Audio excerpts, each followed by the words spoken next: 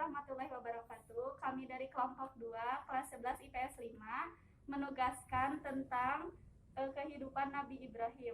Terima kasih. Wassalamualaikum warahmatullahi wabarakatuh. Peta konsep tentang Nabi Ibrahim alaihissalam. Kelas 11 IPS 5 dari kelompok 2, yaitu Muhammad Alfi, Sahrul Mutakin, Fahad Saleh, Apip Rahman, Muhammad Maulana, Dita Amelia Wahyudi, dan Siti Rahma Alifah. Peta konsepnya yaitu 1. Perjalanan hidup, 2. Kepribadian, 3. Dalil nakli, 4. Lokasi dakwah, 5. mukjizat, dan ke-6 yaitu hikmah. Berikut adalah cakupan materinya. Artinya, dia Ibrahim menghancurkan berhala-berhala itu berkeping-keping, kecuali yang terbesar induknya, agar mereka kembali untuk bertanya kepadanya. Ibrahim alaihissalam mengingatkan kaumnya ketika berada di Bait al-Maqdis. Ibrahim berdakwah kepada kaumnya agar menyembah Allah Subhanahu wa Ta'ala di tengah masyarakat yang saat itu menyembah patung berhala. Nabi Ibrahim alaihissalam adalah putra tokoh pemahat patung terkenal di masa kekuasaan Raja Namrudz. Ibrahim alaihissalam dilahirkan saat ayahnya berusia 75 tahun.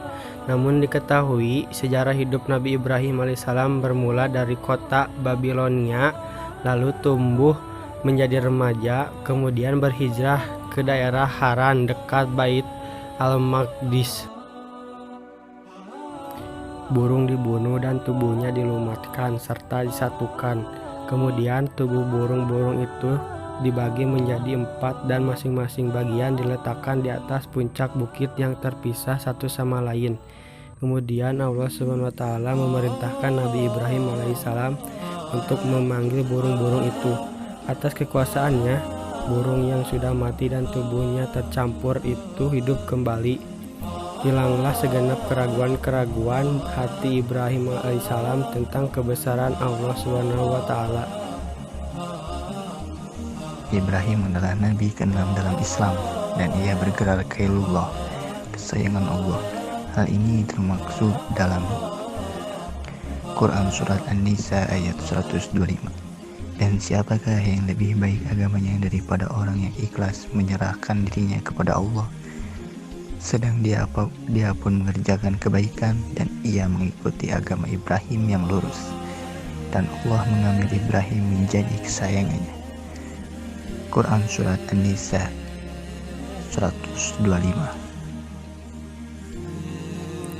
Nabi Ismail alaihissalam adalah putra dari Nabi Ibrahim alaihissalam dengan Siti Hajar. Siti Hajar adalah seorang budak yang diberikan oleh Raja Mesir kepada Nabi Ibrahim alaihissalam sebagai bentuk dari penebusan dosanya. Nabi Ibrahim alaihissalam membawa istrinya Siti Hajar dan Ismail yang masih baik ke negeri Mekah, yang pada waktu itu masih merupakan padang pasir kosong. Lalu atas perintah Allah Subhanahu wa Ta'ala, Nabi Ibrahim alaihissalam pun kembali ke negeri Syam pada istri pertamanya, yaitu Siti Sarah. Ketika Siti Hajar mengalami kehabisan air, beliau sangat kehausan hingga membuat air susunya pun kering. Dalam usahanya mencari air, Siti Hajar berlari kian kemari sampai ke Bukit Safa dan Marwah.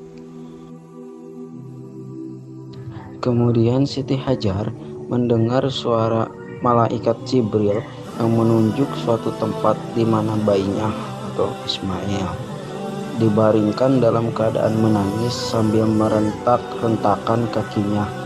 Atas izin Allah Subhanahu wa Ta'ala, di dekat Ismail menangis itu memancarlah sebuah air mata. Siti Hajar tergesa-gesa menampung air tersebut. Kemudian malaikat Jibril berkata kepada air yang berlimpah-limpah itu, "Zam-zam," yang artinya berkumpullah. Maka air itu berkumpul untuk kemudian menjadi sebuah telaga. yang sampai saat ini disebut sebagai Telaga Zamzam. Usaha Siti Hajar mencari air kian kemari dari Bukit Sofa ke Marwah dijadikan salah satu rukun haji yang disebut sya'i, yaitu berjalan kaki dari Sofa ke Marwah pulang pergi 7 kali. Suatu ketika Nabi Ibrahim alaihissalam mengalami mimpi untuk menyembelih Nabi Ismail alaihissalam, anaknya. Nabi Ibrahim pun mengatakan mimpi tersebut kepada Ismail, anaknya yang sudah besar pun menjawab, "Hai bapakku, kerjakanlah sebagaimana diperintahkan Allah, yaitu menyembelihku. Mudah-mudahan bapak akan menyaksikanku berhati sabar." Dengan hati yang sebelumnya bimbang, akhirnya Nabi Ibrahim pun membulatkan tekadnya dan dibarikanlah Ismail ke tanah dengan maksud akan disembelihnya. Pada saat itu Allah Subhanahu wa Ta'ala menggantikannya dengan seekor biri-biri yang besar.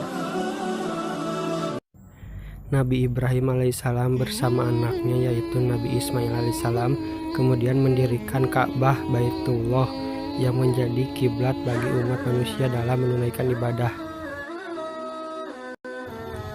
Setelah usianya dewasa, Nabi Ismail alaihissalam menikah dengan seorang wanita Jurhum. Pada suatu hari berkunjunglah Nabi Ibrahim alaihissalam ke rumah anaknya dan disambut oleh menantunya. Menyaksikan menantunya seorang yang tidak berbudi, Nabi Ibrahim berkata kepada menantunya, "Jika nanti suamimu pulang dari berburu, ceritakanlah kepada bahwa ada seorang tua yang ciri-ciri dan sifatnya begini dan begini datang berkunjung. Katakan pula kepadanya bahwa aku tidak menyukai bandur rumahnya. Hendaknya ditukar dengan yang lain-lain." Kemudian Nabi Ibrahim alaihissalam pulang.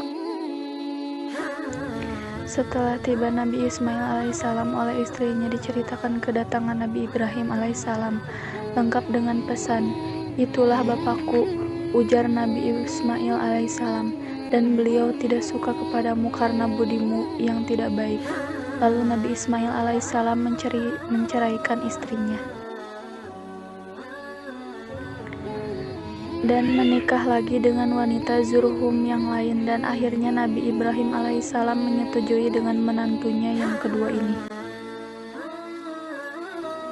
Nabi Ismail alaihissalam dikaruniai oleh Allah Subhanahu wa Ta'ala dengan memiliki anak berjumlah 12 orang, dan mereka akan menjadi pemimpin-pemimpin atas kaumnya yang dinamakan Arab Musta'ribah. Nabi Ismail alaihissalam yang disukai Allah Subhanahu wa Ta'ala diutus ke negeri Yaman dan Amlik untuk menyerukan kepada manusia supaya bertakwa kepada Allah Subhanahu wa Ta'ala dengan menyembahyang dan membayar zakat. Berikut ini adalah beberapa mukjizat yang Allah Subhanahu wa Ta'ala anugerahkan kepada Nabi Ibrahim.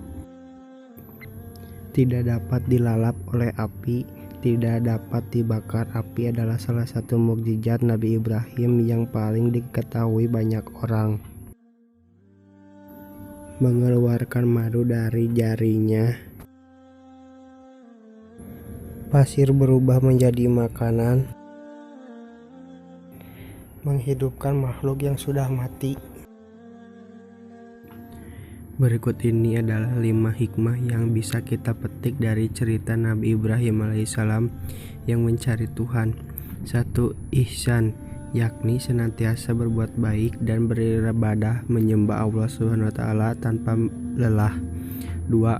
Husnudzon, yakni berprasangka baik kepada Allah Subhanahu wa Ta'ala atas semua ketetapannya yang disertai pikiran bahwa segala tetapkan Allah Subhanahu wa Ta'ala adalah yang terbaik bagi kondisi hambanya. 3. Ikhtiar, senantiasa memaksimalkan usaha atau upaya baik dalam kondisi yang mendukung maupun dalam kondisi yang sulit. 4. senantiasa berpegang teguh pada ketentuan Allah SWT meski mendapatkan banyak halangan, rintangan, cobaan, kesulitan, dan lain sebagainya. 5. Tawakal, menyerahkan diri sepenuhnya pada Allah SWT selepas melakukan usaha semampu diri, tidak gentar membela kebenaran agama di jalan Allah SWT meski nyawa pertaruhannya, dan lain sebagainya. Terima kasih yang sudah menonton. Wassalamualaikum warahmatullahi wabarakatuh.